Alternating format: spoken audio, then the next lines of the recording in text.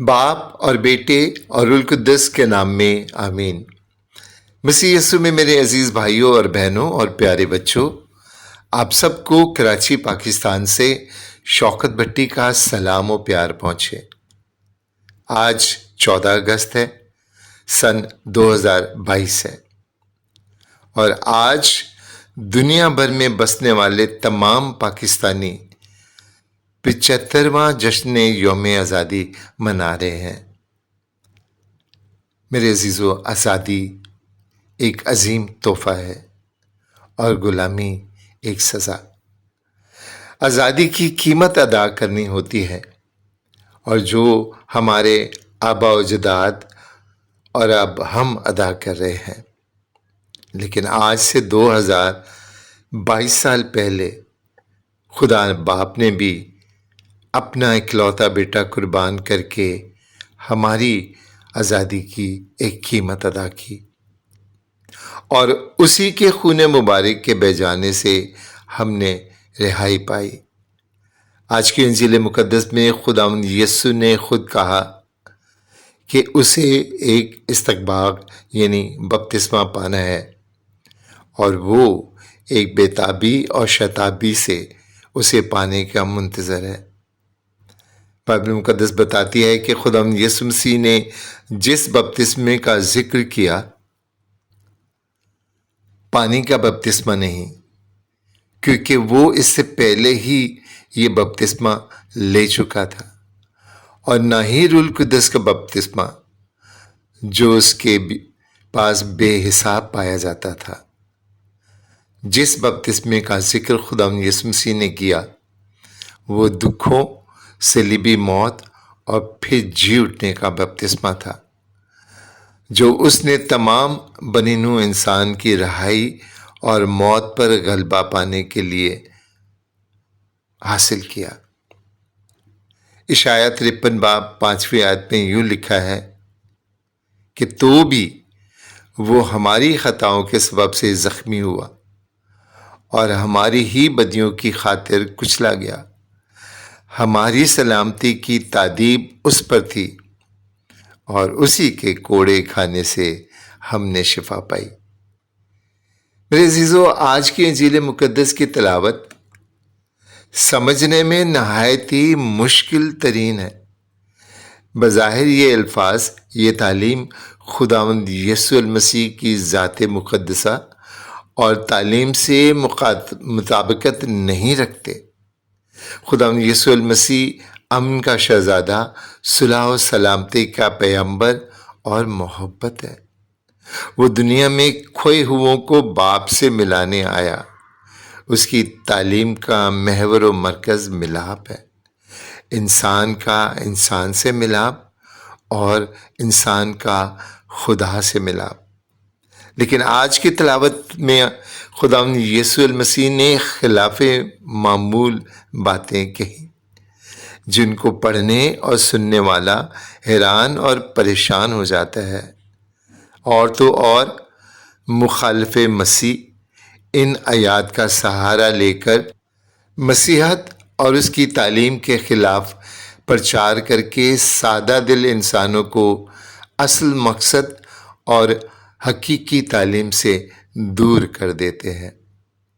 آئیں چند باتوں پر دھیان کر کے بائبل مقدس میں درج سیاق و سباب کی روشنی میں جاننے کی کوشش کر کے اور سچائی کی کھوج لگاتے ہیں۔ خداوند یسوع المسیح نے کہا، میں زمین پر آگ لگانے آیا ہوں۔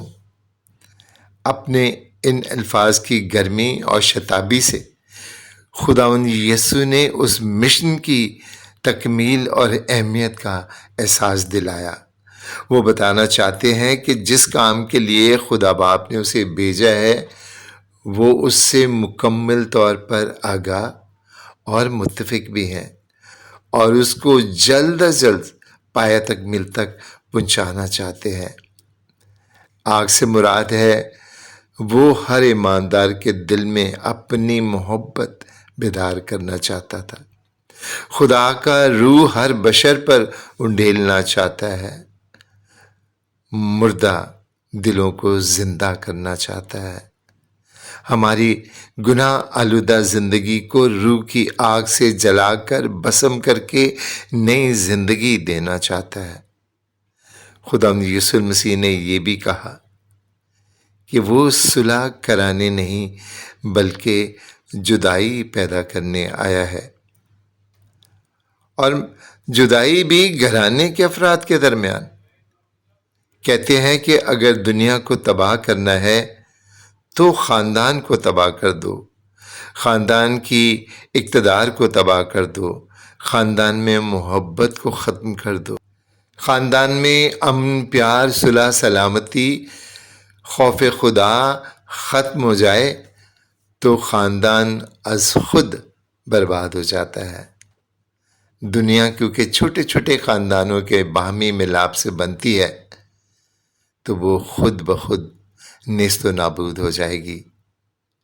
یہ خیالات اور ان مفہوم کو خداوند یسوع المسیح کے تصور اور ذات سے قطعاً مطابقت نہیں رکھتے۔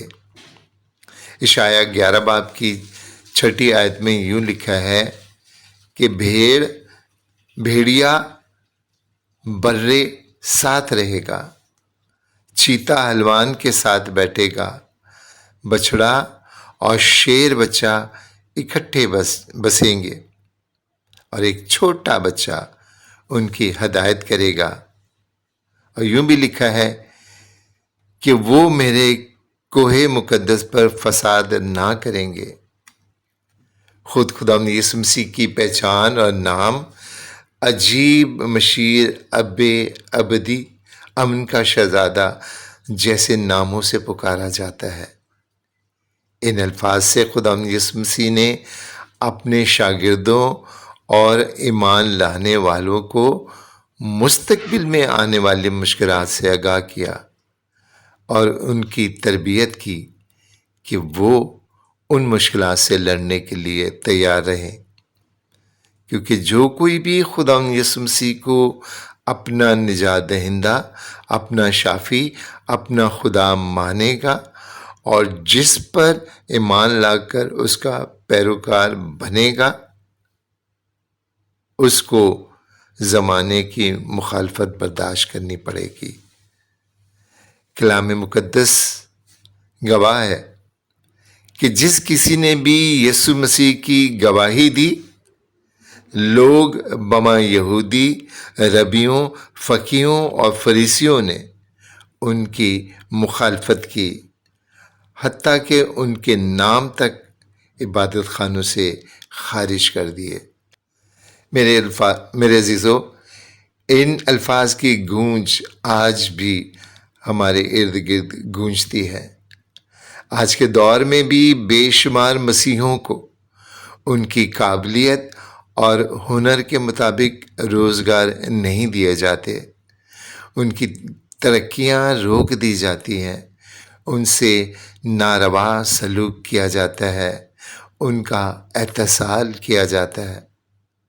خداوند یسوع نے قبل از وقت اپنے شاگردوں کو ان مشکلات سے نمرد آزما ہونے کے لیے نہ صرف آگاہ کیا بلکہ ان کو اپنے نمونے پر چلنے کا درس بھی دیا، اور شاگردوں نے اس سب کو اپنی زندگی کا نصب العین بنا لیا اور اسی کے مطابق اپنی زندگی گزاری اور ابدی زندگی کا تاج حاصل کیا۔ وہ اس قدر مضبوط بنے کہ پولس رسول نے گواہی دی اور کہا، پس کون ہمیں مسیح کی محبت سے جدا کرے گا؟ مصیبت یا تنگی یا قحط یا عریانی یا خطرہ یا تلوار؟ بس میرے عزیزو، خداوند یسوع المسیح پر ایمان لاؤ اور انجیل مقدس کا پیغام عام کرو، کسی سے مت ڈرو،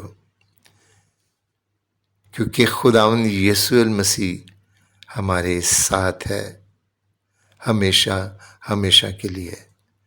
خدا ہم سب کو برکت دے، آمین.